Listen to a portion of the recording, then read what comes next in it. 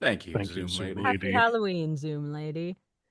Hello, everyone. We are back for another Heinous Halloween. Woo! Uh, we've got a few different people across a few different calls yet again. This is our life now. Um, I am Jess or Jessie or Jessica, I guess, whatever. I wrote the thing, you know. And with me on this call, we have AJ. Hi. And Dio. Hello. And Toan. Greetings. And on this one, sorry. Oh God. Okay, great. And then also Matt. Matt, so nice you get him twice. Yeah. Hey! Two. Oh. Yeah, this is call number 2. Naomi and Maria are here. Yay. Hello. Hello. Cool. So I forgot to record an intro on Zoom, but anyway, this is the third call, and Jamie's also here. Hey, what's up? It's James. It's me, your favorite child impersonator. So yeah, great to have everybody here. It's gonna be a real fun time, and I just think we should, as per usual, just get right into it. I would like to present Heinous Investigations in The Call of Cat-thulu. It's Halloween in Hanesbury, and Rachel and Benji are preparing some homemade costumes in the drawing room of the Henriksen house. Okay, I think my costume is done. Or maybe it needs more glitter. What do you think, Benji? I think we're out of crepe paper. As the junior investigators ponder their crafting conundrums, Frank enters, followed by Ginny. Hey there, kiddos! How's the costume creation going? Nice paper flames, Benji. And Rachel, that is one impressive witch outfit. The fangs are not here to stay, gang. This is awful. You gave it a good old college try. I gave it a try. There were, to be clear for people who aren't seeing this, Dio had fangs on for a couple seconds. I did. They don't work. Nice paper flames, Benji. And Rachel, that is one impressive witch outfit. Yes, it's so cute, and it has just the right amount of glitter. Thank you very much. And Benji, you're doing a great job on your, sorry. What are you supposed to be? Late stage capitalism. I want it to be something scary this year. Anyway, We want to have the best costumes possible for Mr. Henriksen's big Halloween party tonight. You know that party's only for grown-ups, right? Doesn't mean we can't sneak in. Huh. I respect the determination, but I don't think you'll have much fun at this party. Why not? and from who knows where within the house, Algie onto the scene. I heard somebody mention a party. I'd say that's a pretty good indicator. Hi, Algie. Would you mind explaining what your plans are for Martin's party? Oh, you know, the usual. Drink, flirt, make choices that should regret later, but probably won't. See, kids, does that sound fun to you? Not really. Hey, why is it that every time I drop in on a conversation around here, it suddenly becomes dis-algae time?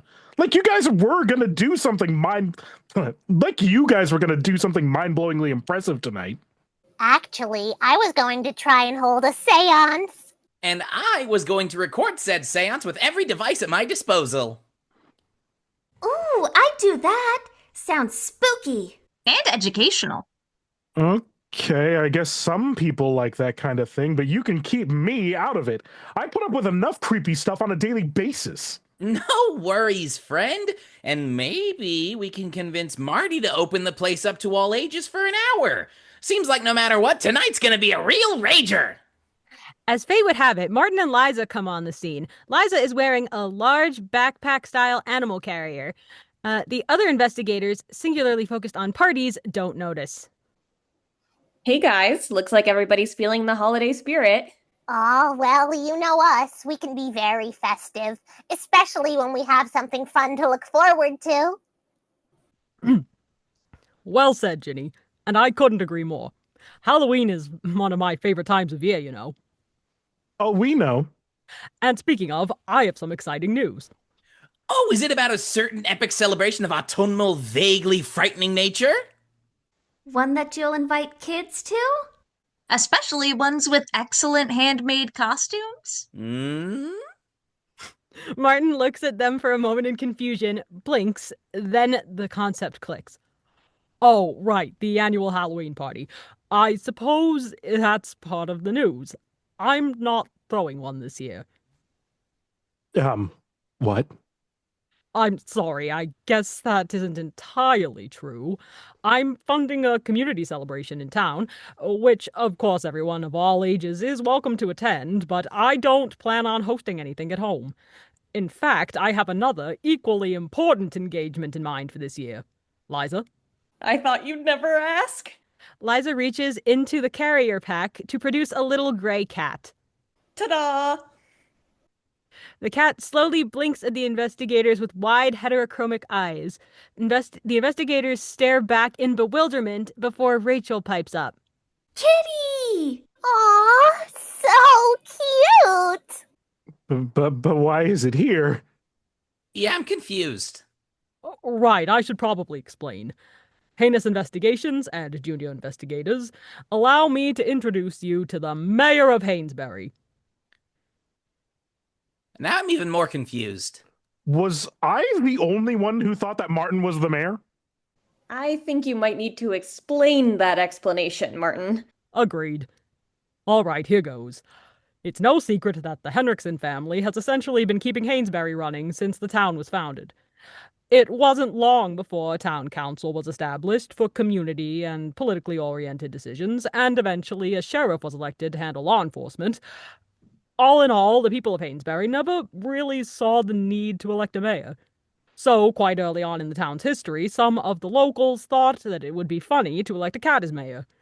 What started as a one-off joke eventually turned into a consistent elections of a cat mayor every few years, and, well, you know how it is with Hanesbury.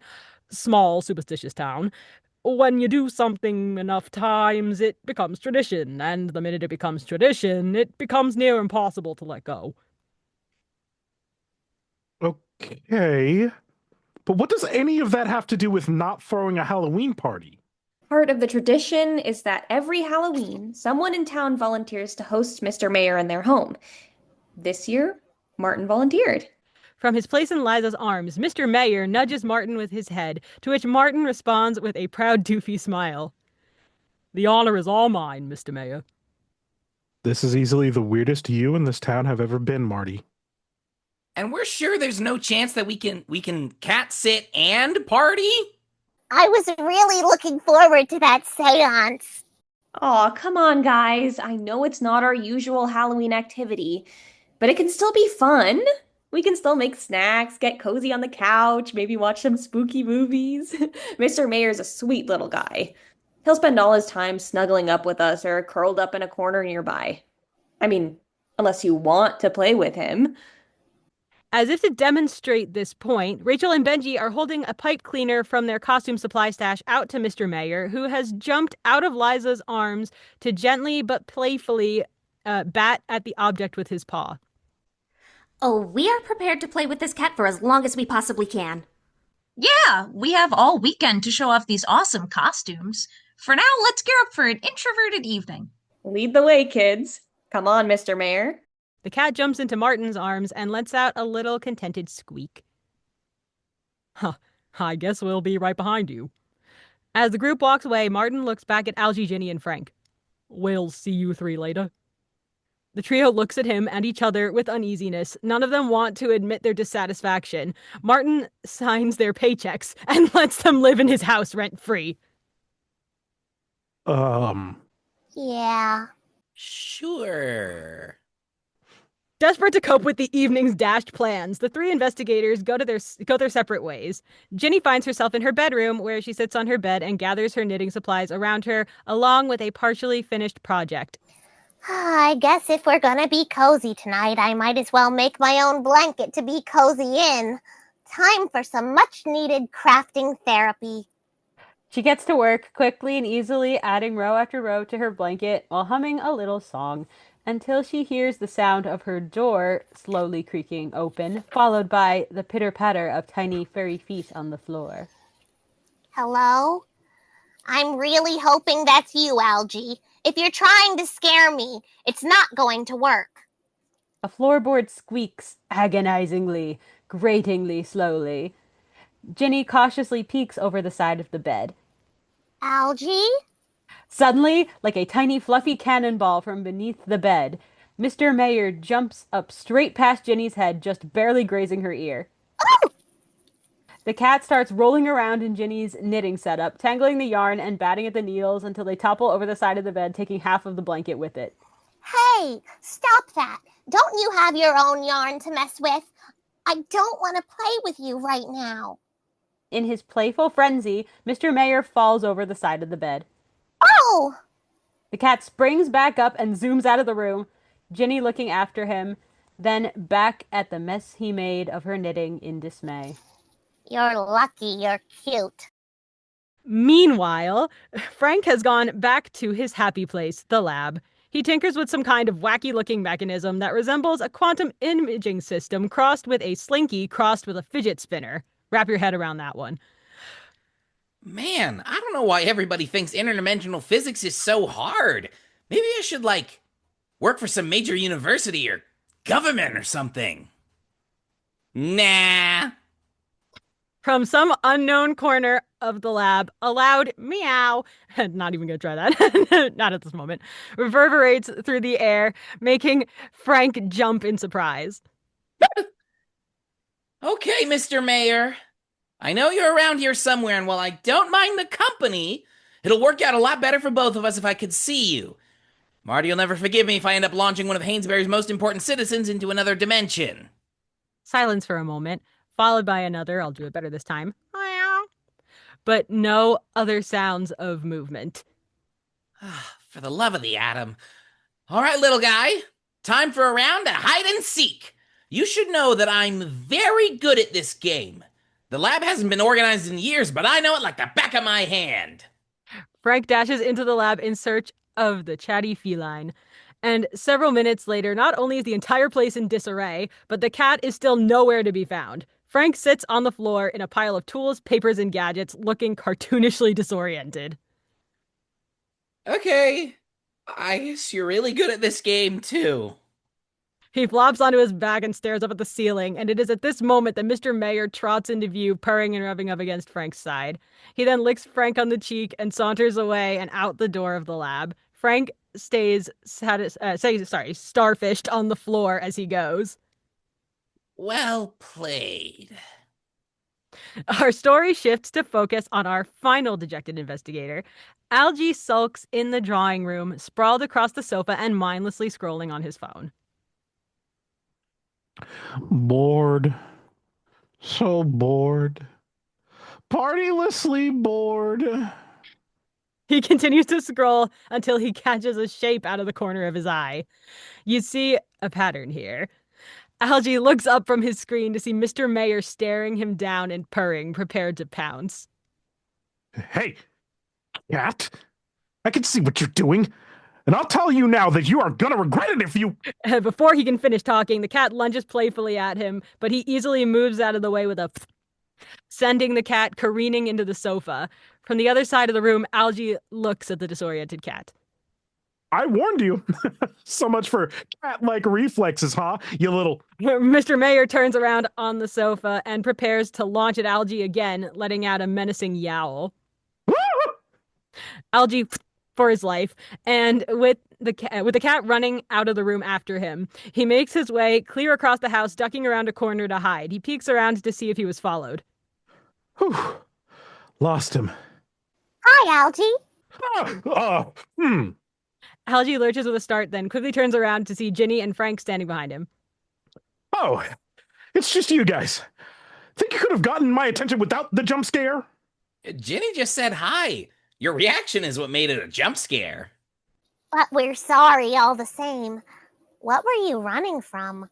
What do you think? It's the cat from hell. It has some kind of beef with me. I know it does. Yeah, I don't think it's just you.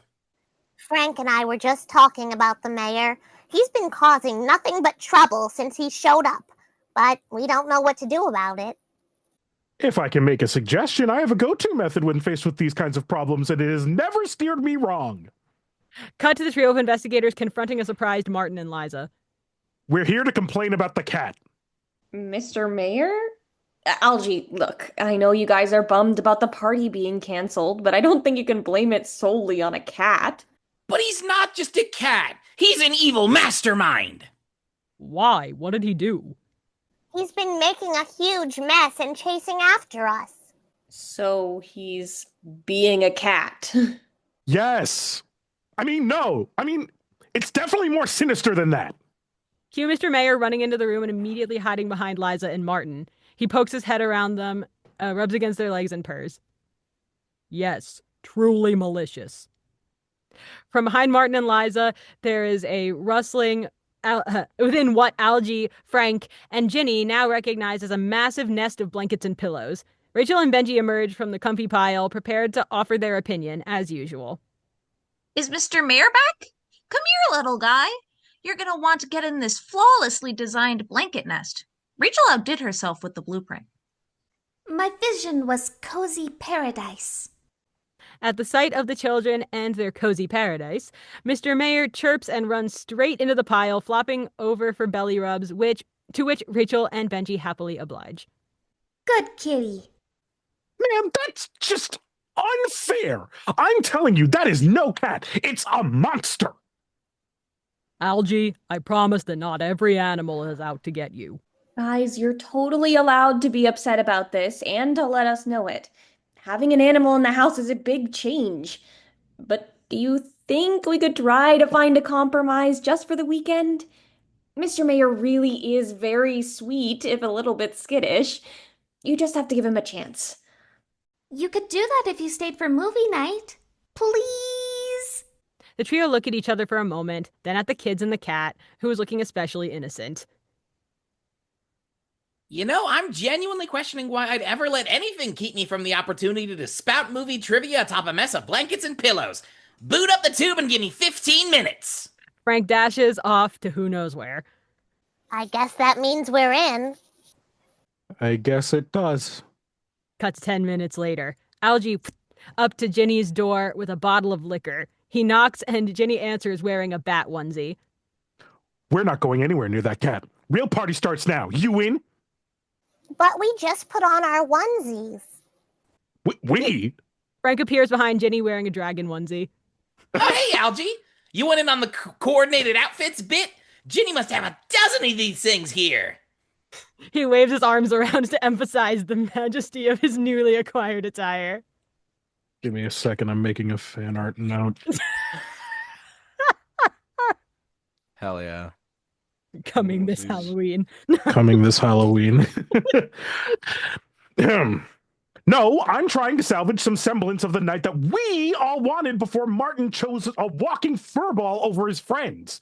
Don't you guys get tired of him always having the last word? But he's kind of our boss. Not outside of business hours, he's not. And I refuse to back down from a fight when it's relevant for me. There's still a chance for us to have something resembling fun this weekend, so let's do it. We can have the last word for once. What do you say? The mayor was starting to grow on me. And we did put a lot of effort into deciding on these outfits. You can have your seance. Anything spooky that you want to do is totally fair game. Go for it. Ginny and Frank ponder this for a moment. Okay, Algie, we're in. You don't have to admit that you don't want to be alone. No, I'm not. Oh, that's what's happening? That actually makes a lot of sense. Yeah, count us in. At this point, I'll take the win. Where should we have this thing? Ooh, I know the perfect place. Cut to Ginny opening the door to the attic of the Henriksen house.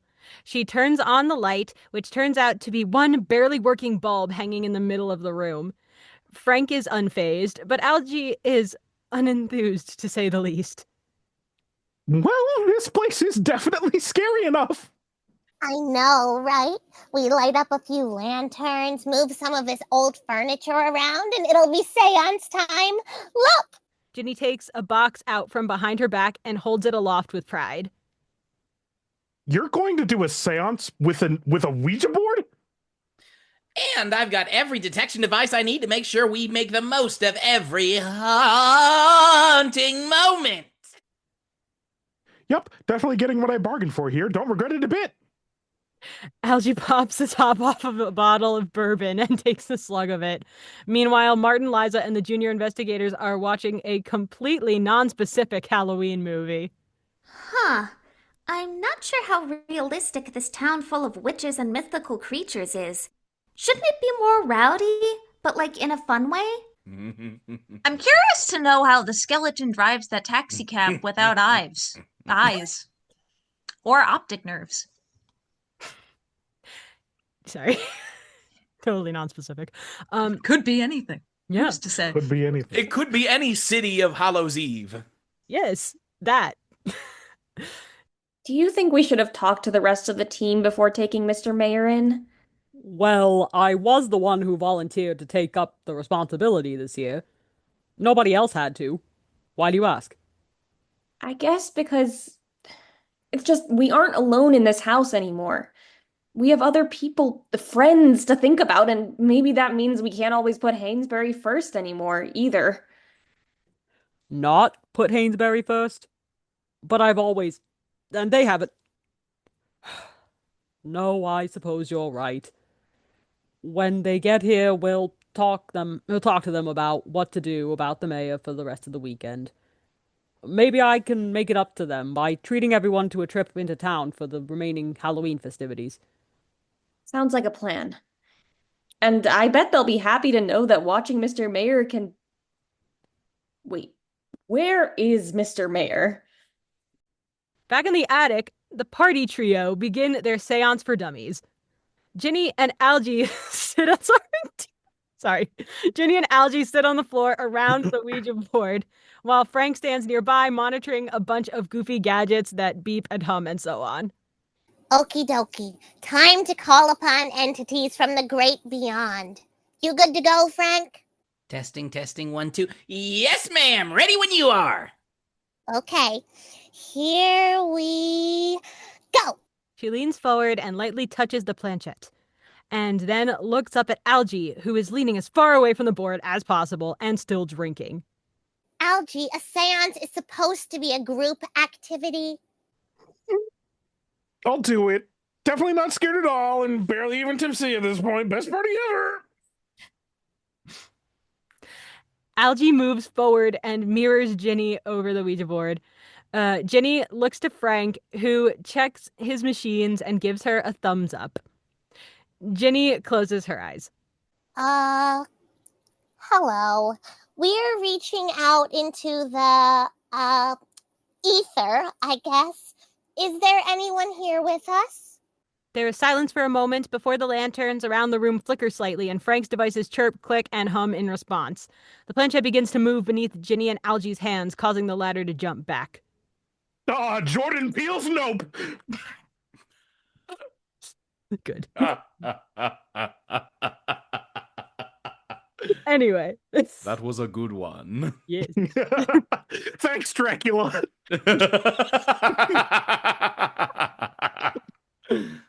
Anyway, the planchette stops moving. Algie? Crazy, but I don't think a good party would end with everyone involved being murdered by a ghost. Actually, I didn't get good enough of a reading to determine if it was a ghost. Regardless, it looks like whatever it was got scared off. But I bet if you guys tried again, it'd come back. And that sure would make an epic story for Marty's next party. Don't you think, Algie? Algie ponders this for a moment and easily gives in. Why must my need for attention outweigh my survival instincts? Okay, one more time. Okay. They reset and Ginny closes her eyes and speaks again. Hi again, who or whatever you are. Could you repeat that last bit, please? The planchette begins to move again, spelling out a strange sequence of letters. What the hell is the crafts-a-thought? Good question. Let's ask it. Are you Lacrafts-a-thought? Is that your name? The planchette slides across the board to hover over the word yes. Ooh, spooky. Love that for you. So, Lacrapsalot, I can call you Lacrapsalot. What are you? The planchette moves to reveal another sequence of letters. G-O-D. Oh, good. We pissed off a god on our first try. He grabs the liquor bottle and takes another swig. More accurately, as I've just learned from a quick text exchange with Elliot, Lacrepsathoth is an eldritch creature with godlike powers who is supposedly trapped in a liminal space between realms. They can't cause much harm without a physical form to anchor them to this dimension. His phone goes off with a little bing. He looks at it. Oh, Elliot also says that we should stop summoning this particular entity before they acquire a vessel with which they may walk the earth and rain doom upon all living creatures. Ha! He always gets so worried. We'll probably be fine. His phone bings again. He reads.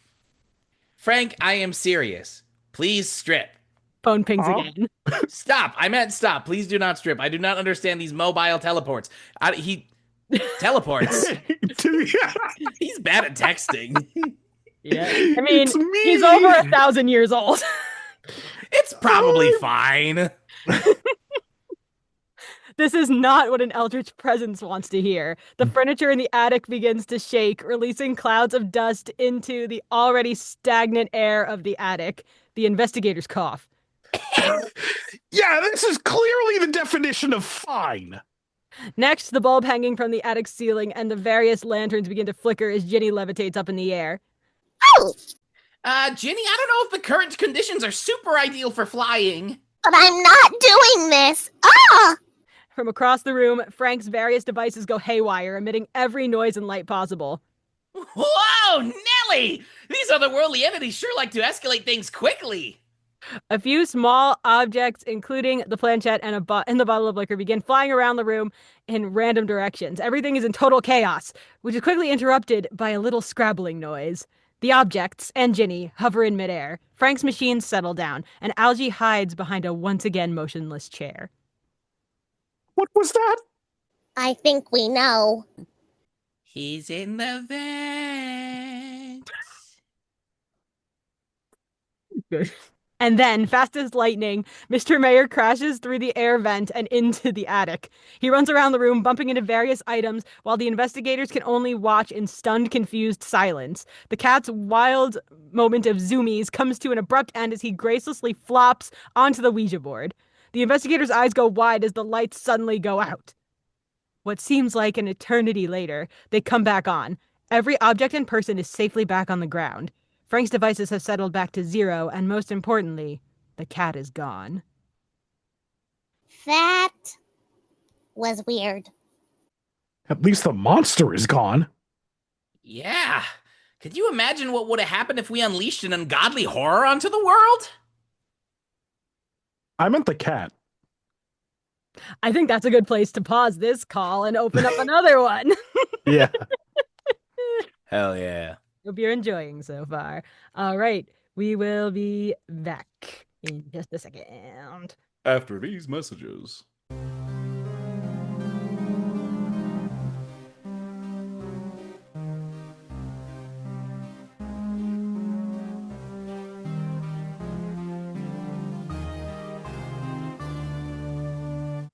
Thanks, Zoom lady. Yeah. Thank you. Yes, thank you very much. All right. The door to the attic suddenly swings open to reveal a slightly frantic Martin. Ha! Now I found you. I thought it was suspicious that none of you ever made it down for the movie. And then when I couldn't find you in your rooms, I knew that you were hiding out somewhere. What in the world have you been doing up here? Halloween party? So I take it you haven't seen the mayor then? Well... Nope, haven't seen him. Sorry for ditching movie night. That was a mess up thing for us to do. Let's fix that right now. Come on, guys. That's thoughtful of you, Algie, but I actually thought that I should be the one to apologize. Before Martin can say any more, he feels his foot nudge something. He looks down to see a thin board that he instantly recognizes. Where did you get this Ouija board? Oh, under a random floorboard here in the attic, actually. It's funny. I took it out of here planning on having a seance, and then we ended up doing it right back in this room. You held a seance with that Ouija board. The way that you're saying that, the way that you're reacting right now makes me think that maybe that was a bad move. Oh man, we probably should have seen that coming. I'm guessing the board's cursed. Yes, the board is cursed. The last Oh. time the last time it was used, my cousins and I were dumb kids thinking it'd be fun to play with it at a sleepover. Then a winged tentacled monstrosity nearly broke into our dimension through the microwave. The lights in the room begin to flicker again as Frank's devices begin to show signs of activity again, which he notes with some concern. Well, as much as I'd love to hear the outcome of the story, I think we're about to deal with the sequel. A large shadow looms in one corner of the room, and the investigators brace for the worst. The shadow begins to shift as something moves toward the investigators, laughing sinisterly. Ho, ho, ho, ho, ho. Gaze upon me and tremble, weak earthly beings, for it is I, your malevolent lord, Lacrafts a thought. And now that I have acquired a corporeal form, I can finally enact my plans to dominate your entire pathetic... What? Your stunned silence pleases me, but these sorts of proclamations are usually met with a fair amount of screaming. The investigators stare at the intruder, dumbfounded. Okay, this is actually one of the cutest things I've ever seen. I don't understand. You will explain your meaning immediately, strangely effervescent vampire girl. Oh, so how do I say this? You possessed a cat, who is also the mayor. Mayor? Is this some sort of ruler in your world? Well, in most cases, there is some kind of authority involved, but... Then this vessel is satisfactory. I will now use it to enact my plans for world domination. So I'm genuinely not sure whether or not we should be scared right now. I mean, the cat is definitely more terrifying, but I'm having a hard time wrapping my head around the fluffy, tiny destroyer of worlds. Lacrafts lets out a ferocious yowl and a hiss before pouncing at Algie with otherworldly speed. The possessed cat easily pushes Algie to the floor, knocking the wind out of him. The cat then moves with frightening speed and agility, kicking the tar out of each of the investigators before running out the door. Anyway. Oh. These are the jokes, people. These are the jokes. It's comedy. Oh. Well, that hurts. All right, now that I've had a moment to collect myself, I am furious! I can't believe that I was actually starting to feel guilty about bringing Mr. Mayor in when you three were willing to cause all of this trouble behind my back. You hadn't brought in the cat and had your big Halloween bash like always, maybe we wouldn't have had to have an unsupervised seance. It did feel a little inconsiderate of you, Martin. You kind of hit us with it from out of nowhere. Inconsiderate? Oh, well, it seems to me that maybe you've all gotten too comfortable with my generosity and that you expect me to throw parties instead of asking for them. Please don't get me wrong. I love using what I have to make people happy, but I'm beginning to feel used. There's an awkward, lingering silence for a moment. Martin. There's an abrupt, loud commotion downstairs, which the investigators can hear all the way from the attic. They also hear the distressed sounds of Rachel and Benji. Help! Fellow investigators in distress! The investigators spring into action, rushing downstairs and into the living room. They are met with an absolute mess. Blankets and pillows strewn about and furniture toppled over.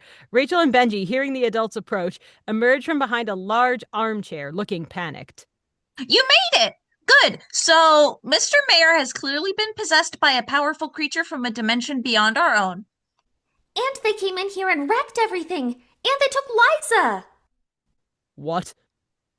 But how? They're just a little cat. Actually, they're not that little. At least not anymore.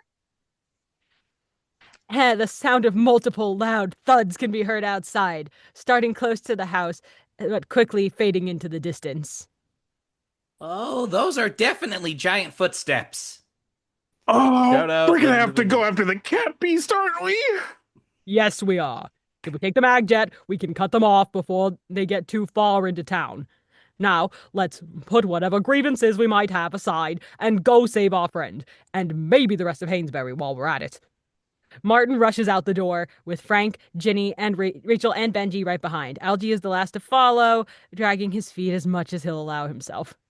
Man, I'm used to arguments spiraling out of control, but this is too much.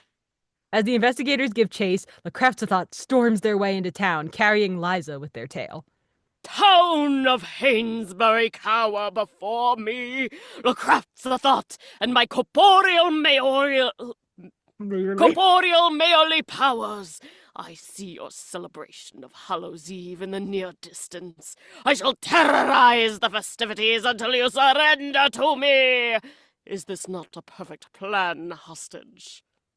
No, it's not even amusing. And as soon as my friends come to get me, we'll send you back from whence you came. Really? No creature of your world could ever stop me. Witness my superior... Wait. Why am I itchy? Mist. Maybe it's magic, maybe it's something else. But either way, it works. And if it weren't for the fact that I'm afraid to hurt Mr. Mayor, I would have done something much worse. Not so great being corporeal now, huh? I will not allow something so trivial to sow the seeds of my defeat. The Craftsethot begin scratching themselves all over, unfortunately not dropping Liza in the process. They rub up against the roof of the nearest building, ripping a large chunk of it off onto the ground, where more parts of it splinter off in all directions. Hey, I don't care who or what you are. You do not have the right to destroy people's buildings. And you'd better believe I'm not gonna let you get anywhere near the people themselves. Neither you nor your friends can stop me. Also, you'd do a much better job as a hostage if you quietly feared me. As the Craftsethot resumes their invasion of Hanesbury, the familiar sci-fi soundscape of the magjet echoes through the nearby buildings and trees as the aircraft lands with surprising precision. The investigators swiftly emerge, prepared for action, or as close to prepared as they can be. Liza, we're here to save you, and the town, and Mr. Mayor. Honestly, it's fair to say that we have a lot of rescuing to do tonight, but we'd better get started. He makes a straight dash for the Craftsethot. I hate being reminded that my boss is insane. Not any more than the rest of us, and maybe we'll remember that the next time we hurt his feelings. Ginny gives Algie a look with daggers in it as she springs up and flies into the fray. And Algie is at the Craftsethot's feet next to Martin, who is pushing futilely against one of the cat's enormous legs. Come on now. I know you aren't really Mr. Mayor, but rather an eldritch horror possessing his body. But you must have some instinct that would compel you to stop when I say stop. Algie, a little help here, please. Yeah, I don't, You'd get to fight the cat. Thank you for the incentive.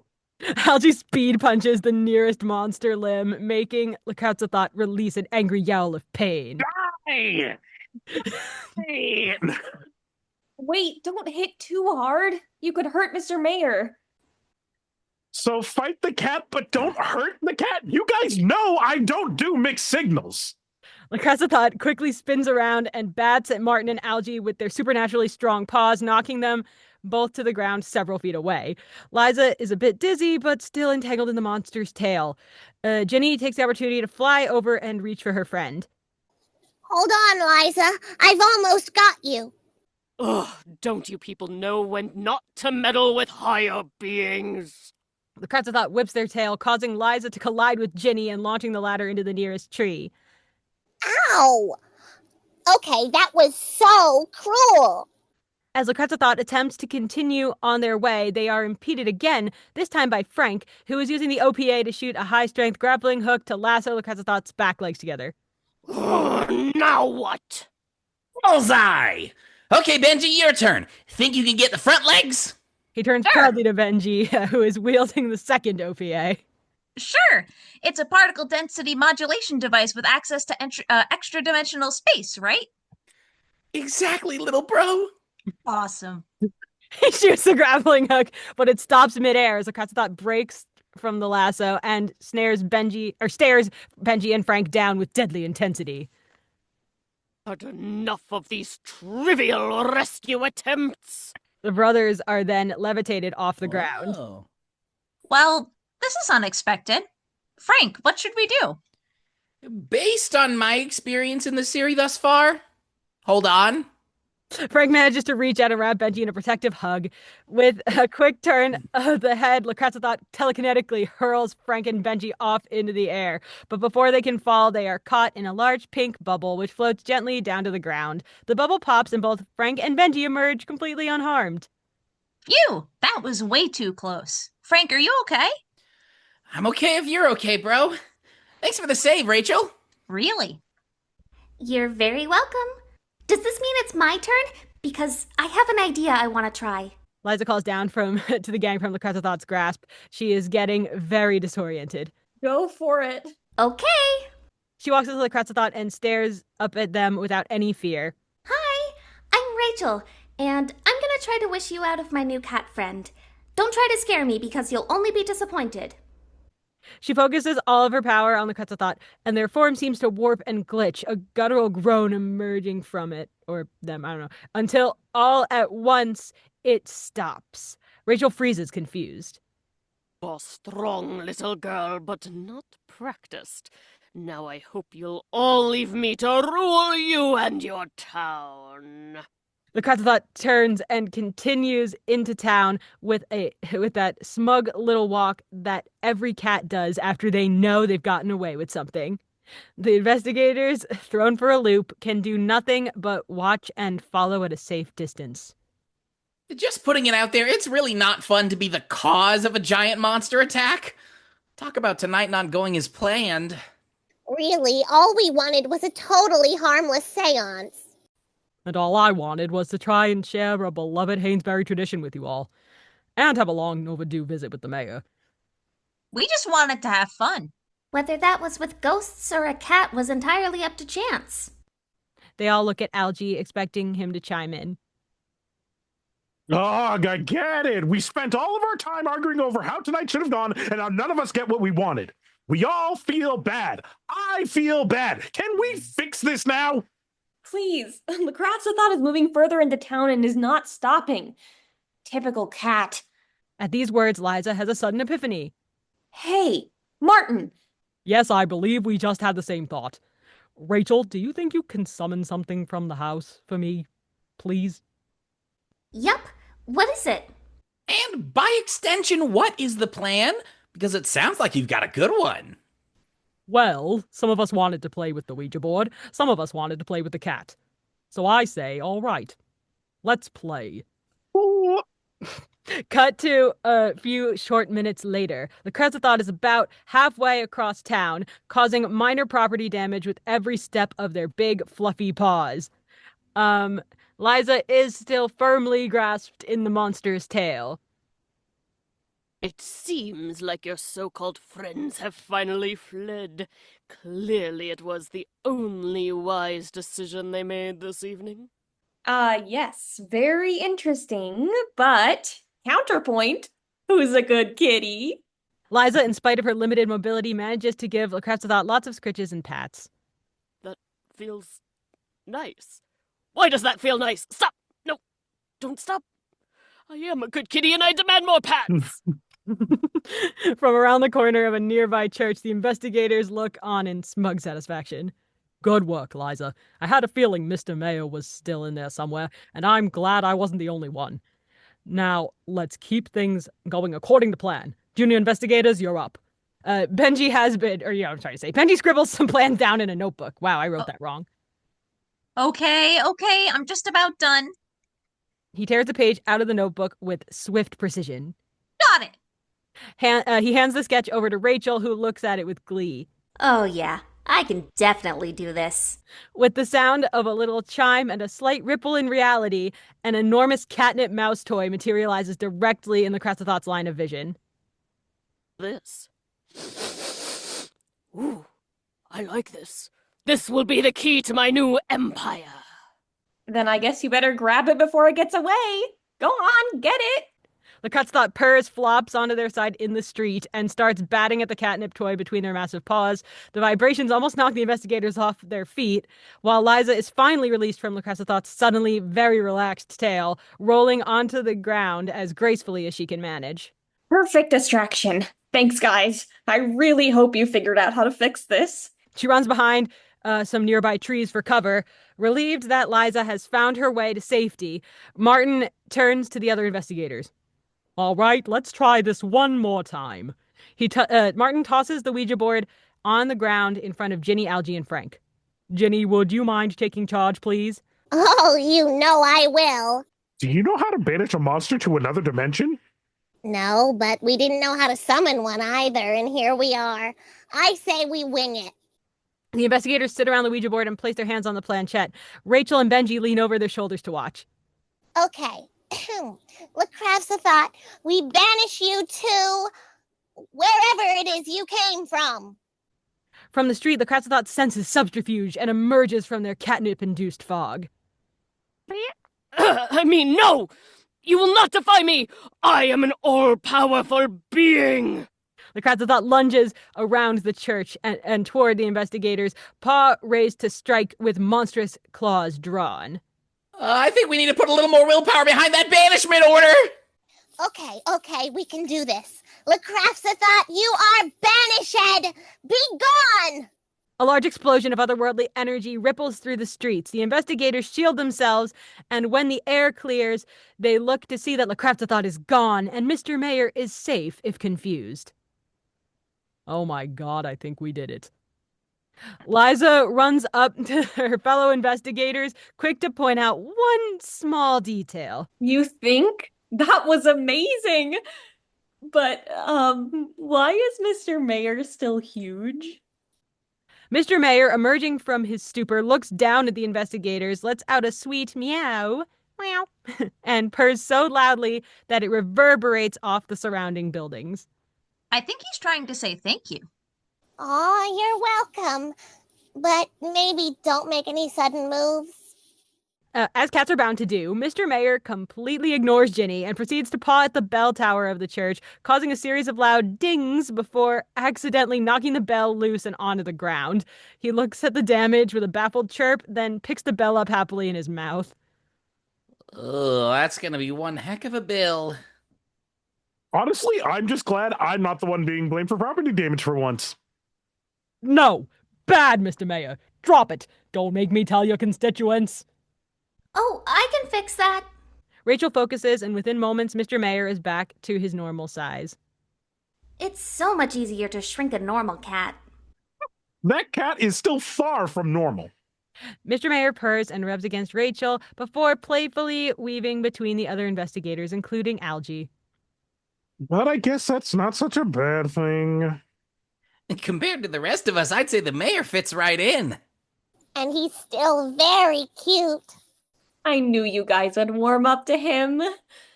You know, since we're all in town, we might as well check out the local Halloween festivities. Maybe salvage some of that party you guys wanted. Oh, yes! But only if it's okay with Martin. We don't expect anything, but we can't help but ask. Frank and Algie nod in apologetic agreement. Thank you. I appreciate it. And I think after that fiasco, we deserve to have some fun. Plus, it's worth mentioning that the mayor's annual caretakers get extra food and drinks for free. Why couldn't you have led with that? Who cares? For once, I'm over all the drama. Let's just enjoy the moment. She gives a little bow toward the cat. Thank you, Mr. Mayor, for your generosity. So, when you say food and drinks, does that include candy? And similar fall treats? Well, you know how Hanesbury is with its traditions. That's a yes. Let's go, Benji! The junior investigators lead the way toward the Halloween fest, with the others following close behind. And once again, the day is saved, thanks to the power of planning and communication that we should have had to begin with. We should really write a book on comedies of misunderstanding. Mr. Mayor jumps into Martin's arms, and Martin pets his favorite elected official on the head. Good to have you back, Mr. Mayor. The end. Yeah! Yay! So wholesome. So good. This is the call to action. Everyone go out and pet your favorite elected official on the head. Yeah! It'll work out great. It'll It work could. fantastically. When they banished the Craftsthought, all that went through my head was, "Be gone, the Craftsthought!" Good. Yeah. Yep. Sorry. Well, this was great. And thank you guys so much for doing another one of these ridiculous specials. I love doing them every time. You know, Great. Fun times. it's Fun the spooky, time. Fun time to have it all. season. Prime heinous time. Happy Halloween. Happy Happy Halloween! Halloween. Woo! Woo! Bye. Ooh. Happy spooky time!